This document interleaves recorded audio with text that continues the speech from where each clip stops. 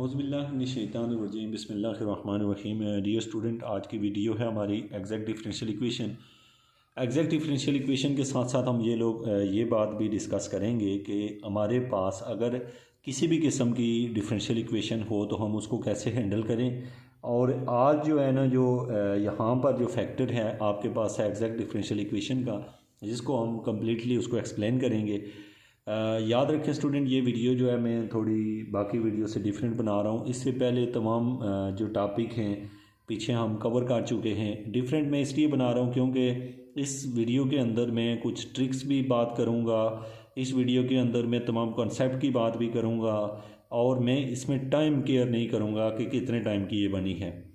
चूँकि इससे previous video जितनी आपने देखी हैं उनमें मेरी कोशिश होती थी कि मैं टाइम को शार्ट करूं, लेकिन बाद में मेरे जहन में ये आइडिया आया कि जब मैं टाइम को शार्ट करने की कोशिश करता हूं तो कुछ कंसेप्ट ऐसे होते हैं जो रह जाते हैं।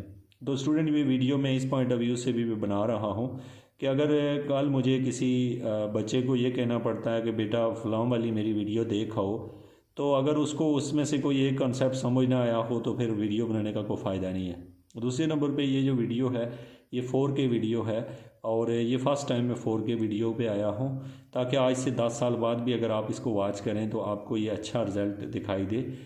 थर्ड वन जो हम यहाँ पे बात करने जा रहे हैं, जो कि मैं अपने तमाम स्टूडेंट से हमेशा ये कहता हूँ कि याद रखेंगे, आप जो नॉलेज है वो आपने लेना होता है जस्ट अपनी इल्म को इंक्रीज़ कर रहे होते हैं, न कि रट्टा लगाने के लिए।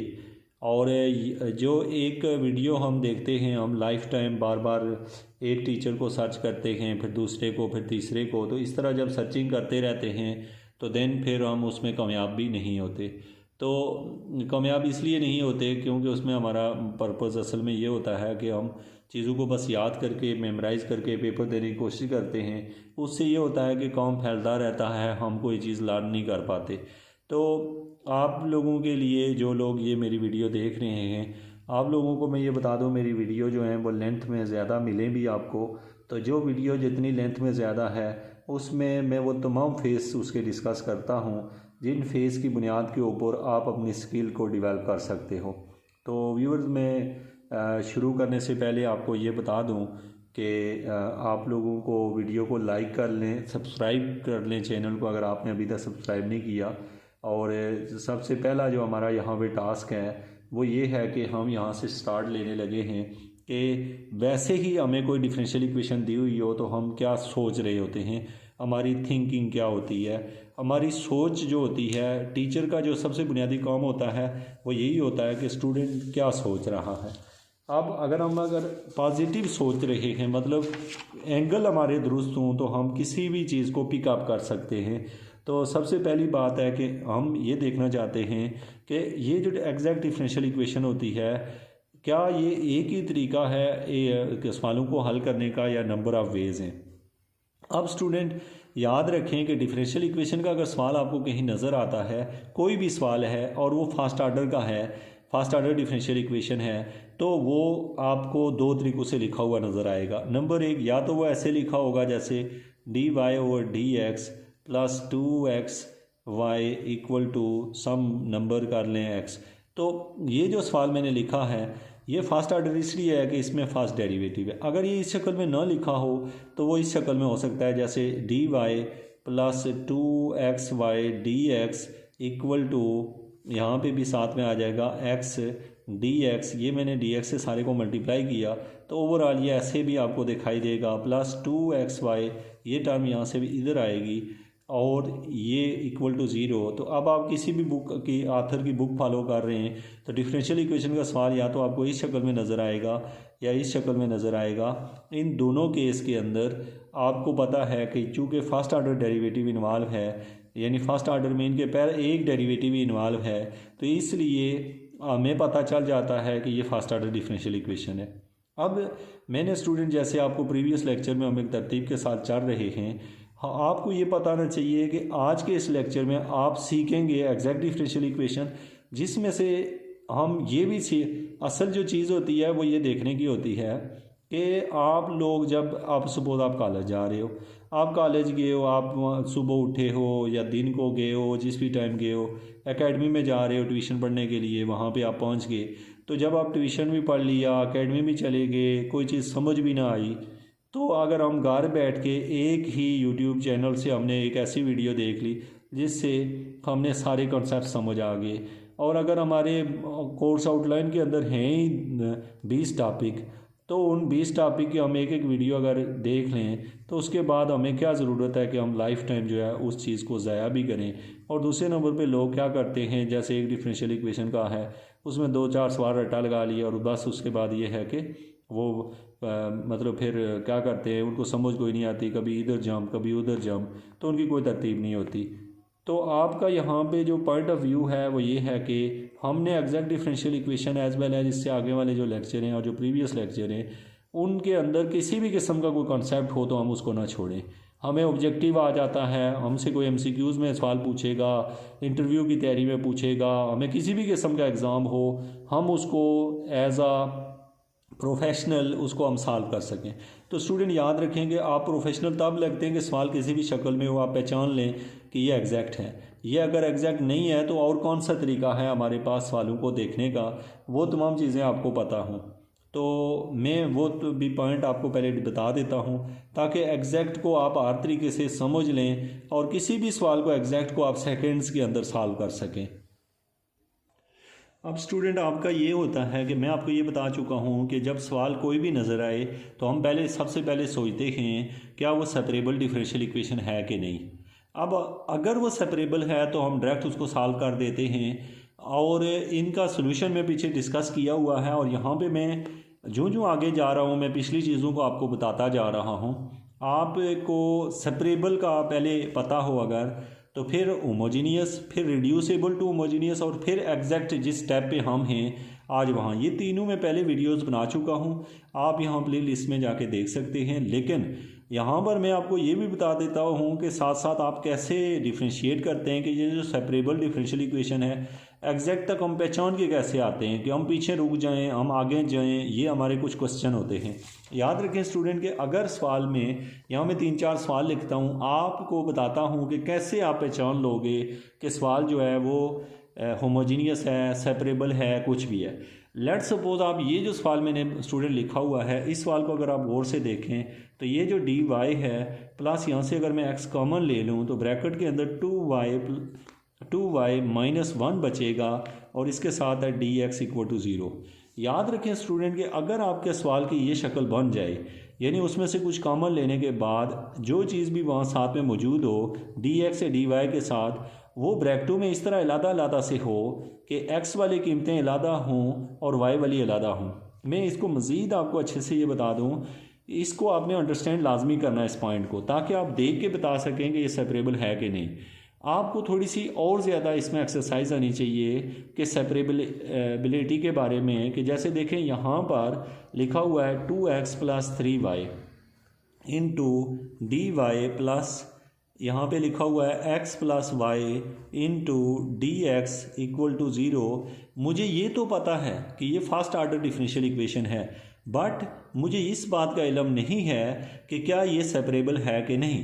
सेपरेबल होने के लिए मुझे ज़रूरी है कि जो भी dx और dy के साथ लिखा होता है उसको फैक्टराइज करके, ऐसी फैक्टराइजेशन का मतलब जुदा करना होता है x वाली कीमतों को और y वाली कीमतों को। अब स्टूडेंट हमारे अंदर ये एबिलिटी नहीं है कि हम x और y को सेपरेट कर सकें, क्योंकि x और y ऐसे जुड़े हुए हैं इसमें भी और इसमें भी कि हम इनको आपस में जुदा नहीं कर सकते। तो याद रखें स्टूडेंट, जब आप इनको जुदा कर ही नहीं सकते तो इसका मतलब है ये सेपरेबल हैं ही नहीं, पहले इनको आप जुदा ही नहीं कर सकते। अब इसी एग्जांपल को मैं थोड़ी सी एक्सटेंशन के साथ आपको बताऊं तो यहाँ पे लिखा हुआ है 2xy प्लस 3 सपोज y आ गया, ये मेरे पास सवाल है, और यहाँ पर लिखा हुआ है plus x square minus 1 into D x. अब ये वाला जो सवाल लिखा हुआ है इसमें बच्चों देखो तो ये वाला है ही पेयरली एक्स में, तो इसको तो जुदा करने की ज़रूरत ही नहीं है, आपने इसको नहीं देखना होता कि यहाँ पे क्या है, या फिर मैं इसके साथ कुछ और भी लिख दूँ बेशक, तो फिर भी मैं कहता हूँ ये दोनों एक दूसरे से जुदा हैं। इसलिए ये तो वैसे ही दो टुकड़े हैं, वाई वाला अलग टुकड़ा है, एक्स वाला अलग है, जबकि इस हिस्से को अगर आप देखें तो ज़ाहिरन लग रहा है कि इसमें दोनों मिक्स हैं, लेकिन हमें पता है कि यहाँ से y कॉमन लिया जा सकता है, तो ब्रैकेट में y बाहर आ गया, 2x प्लस 3 बचा और साथ में dy plus y into X square minus 1 into D X equal to 0। अच्छा बेटा ये है कि अगर मैंने सवाल को सपोज ऐसे लिख लिया, अगर मैंने सवाल को ऐसे लिख लिया और लिखने के बाद भी मुझे यूं लगा कि अब आप इसको नोट करें कि आपने ये सवाल जो लिखा है ये सेपरेबल है, क्योंकि इसमें ये x वाला पार्ट और y वाला पार्ट जुदा है, ये वाला और ये वाला एक दूसरे से जुदा है। अब चूँकि आप लोगों को अगर फर्स्ट आर्डर डिफरेंशियल इक्वेशन को रिकॉग्नाइजेशन हो जाए तो आप सेकंड्स में ट्रिक्स यूज़ करके सवाल को हल कर सकते हैं, ऑब्जेक्टिव में कर सकते हैं, आप इंटरव्यू को अच्छे तरीके से क्वालिफाई कर सकते हैं, डिफरेंशियल इक्वेशन के ऊपर आप स्ट्रेंथ बना सकते हैं अपनी। तो यहाँ पर जो आपका पहला स्टेप है उसको मैं मज़ीद क्लियर करवा दूँ कि मुझे किसी ने ये कहा सपोज़ कि ये सवाल दिया हुआ है 2x प्लस 3y का स्क्वायर, 2x प्लस 3y का स्क्वायर, इसके साथ मैं अगर यहाँ पर लिख दूँ एक y का स्क्वायर भी लिख दूँ, dy प्लस यहाँ पे कोई लिख दे x cube plus y x cube. Let suppose मैं यहाँ पर जो मैंने लिखा हुआ है, मुझे ये सवाल अगर दे दिया जाए और कहा जाए कि इसको जज करो कि क्या है, तो आपको पता है कि ये आपस में अभी मिक्स हैं, मिक्स मीन एक्स वाई की खिचड़ी पकी हुई है, यहाँ पर भी एक्स वाई आपस में मिले हुए हैं, तो अगर हम इनको जुदा करने में कामयाब हो जाएं तो सवाल सेपरेबल कहलाता है। अब आप अगर यहाँ से दोनों में से वाई स्क्वायर कॉमन ले लें तो यह आ जाएगा 2x प्लस 3 और यहाँ पर dy प्लस यहाँ पे एक्स क्यूब कॉमन ले लिया तो 1 plus Y into D X equal to 0। तो स्टूडेंट इस सवाल को देखते ही देखते आप जज कर सकते हो कि जो y वाले हैं वो इलादा हैं, x वाले इलादा, y वाले इलादा, क्योंकि इसमें ये x है, ये तो कांस्टेंट है, इसकी कोई मसला नहीं है। तो ऐसा सवाल जो dx और dy के साथ मौजूद कीमतों को x और y वाली कीमतों को डिफरेंट करके अलग करके लिखा जा सके मल्टीप्लिकेशन की शक्ल में, इसको हम फैक्टराइजेशन कहते हैं। तो ऐसे सवाल का नाम हमने रख दिया होता है सेपरेबल डिफरेंशियल इक्वेशन। तो इसको हल करने का तरीका आप सेपरेबल के पोर्शन में देखते हैं। अब आपका दूसरा सवाल होता है सवाल को देख के पहचानना कि क्या होमोजीनियस डिफरेंशियल इक्वेशन है कि नहीं। अगर आप होमोजीनियस को रिकॉग्नाइज नहीं कर सकते तो देन फिर आप एग्जैक्ट की तरफ जब जाएंगे तो आप एक अच्छे स्टूडेंट नहीं होंगे, आपने जस्ट एक रट्टा लगाया हुआ होगा। अब स्टूडेंट याद रखें कि डिफरेंशियल इक्वेशन को देख के रिकॉग्नाइज करना कि फर्स्ट आर्डर है और किस तरीके से हल होगी, ये सबसे मेन कॉन्सेप्ट होता है। अगर कोई स्टूडेंट एक मेथड जानता है, हल करना जानता है कि सेपरेबल को ऐसे हल करते हैं, एग्जैक्ट को ऐसे हल करते हैं, लेकिन वो उसकी जानना भी बेकार है जब तक वो इनको डिफ्रेंशिएट करके सेपरेट ना कर सकता हो।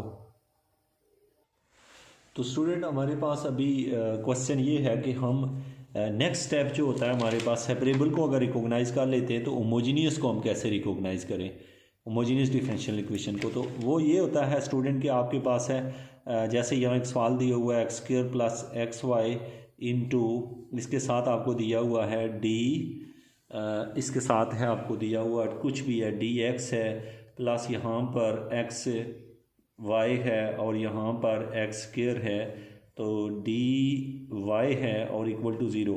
तो इस सवाल के अंदर आप देखें तो इसकी डिग्री भी 2 है, इसकी डिग्री मिला के 2 है, एक इसकी 2 है, इसकी भी 2 है और इसकी भी 2 है।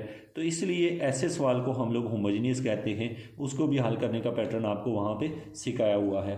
अब आते हैं नेक्स्ट वन, अगर होमोजीनियस सवाल के अलावा एग्जैक्ट सवाल कौन सा होता है। तो स्टूडेंट जो भी सवाल आपको दिया हुआ हो उसको एग्जैक्ट चेक करने का तरीक़ेकार हम यहाँ पे डिस्कस करने लगे हैं, जो कि आज का हमारा बेसिक टॉपिक है। तो एग्जैक्ट डिफरेंशियल इक्वेशन जो होगी आप उसमें जस्ट ये करेंगे कि जैसे मैं एक एग्जांपल के तौर पे क्वेश्चन ले लेता हूँ जिसको हम क्या करेंगे कि एग्जैक्ट शो करेंगे, और एक ट्रिक और शॉर्टकट भी बताऊंगा, उसी से आपने लॉन्ग क्वेश्चन भी हल करने हैं, किसी भी पेपर में आप उसे हल करें तो आपने एग्जैक्ट को इसी तरीके से करना है। ये हमारे पास है यहाँ पर 3x का स्क्वायर प्लस यहाँ पे लिखा हुआ है 2 इंटू डी एक्स और प्लस एक्स का cube plus Y into D Y equal to 0। ये जो सवाल लिखा हुआ है बच्चों, आपसे कोई पूछता है कि ये डिफरेंशियल इक्वेशन कौन सी है, तो आपने कहना है कि ये फर्स्ट आर्डर है। क्या है ये? फर्स्ट आर्डर डिफरेंशियल इक्वेशन है। क्या?